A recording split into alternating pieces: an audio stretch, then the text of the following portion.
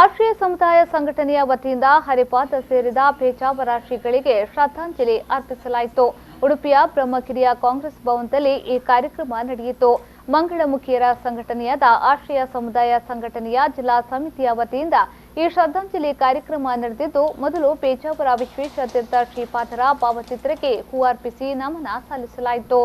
ಈ ಕಾರ್ಯಕ್ರಮದಲ್ಲಿ ಚಿಂತಕರಾದ ಥಾಮಸ್ ವಾರಿಸ್, ಮಹಿಳಾ ಮತ್ತು ಮಕ್ಕಳ ಇಲಾಖೆಯ ಅವಿನಾಶ್, ಲಿಂಗತ್ವ ಅಲ್ಪಸಂಖ್ಯಾತ ಸಮುದಾಯದ ಪ್ರತಿನಿಧಿ ಸಂಜೀವ, ಆಶ್ರಯ ಸಮುದಾಯದ ಸಂಘಟನೆಯ ಅಧ್ಯಕ್ಷ ಸುದರ್ಶನ್, ಜಯಶ್ರೀ ಭಟ್ ಮುಂತಾದವರು ಉಪಸ್ಥಿತರಿದ್ದರು. ಇವತ್ತು ಉಡುಪಿಯಲ್ಲಿ ಪೇಜಾವರ ಸ್ವಾಮಿಯವರು ನಿಧನರಾಗಿ ಇವತ್ತು 3ನೇ ದಿನ ಕಳೆದಿದೆ.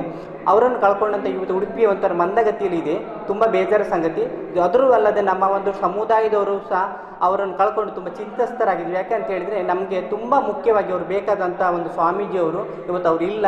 ಅದರಿಂದ ನಾವು ತುಂಬ ಬೇಜಾರು ಪಡ್ತಾ ಇದ್ದೀವಿ. ಅವರಿಗೋಸ್ಕರ ಇವತ್ತು ನಾವೆಲ್ಲ ಸಮುದಾಯದವರು ಸೇರಿ, ಆಶ್ರಯ ಸಮುದಾಯ ಸಂಘಟನೆಯ ಎಲ್ಲರೂ ಸೇರಿ ನಾವು ಇವತ್ತೊಂದು ಶ್ರದ್ಧಾಂಜಲಿಯನ್ನು ಅರ್ಪಿಸ್ತಾ ಇದ್ದೇವೆ. ಅದು ಬೇರೆ, ನಾವು 3 ಜಾತಿ ಜನಾಂಗದವರು ಯಾರಲ್ಲ ಅಂದರೆ ಹಿಂದೂ, ಮುಸ್ಲಿಂ, ಕ್ರಿಶ್ಚಿಯನ್ನು ಅವರೆಲ್ಲರೂ ನಮ್ಮ ಸಮುದಾಯದವರು ಇದ್ದಾರೆ.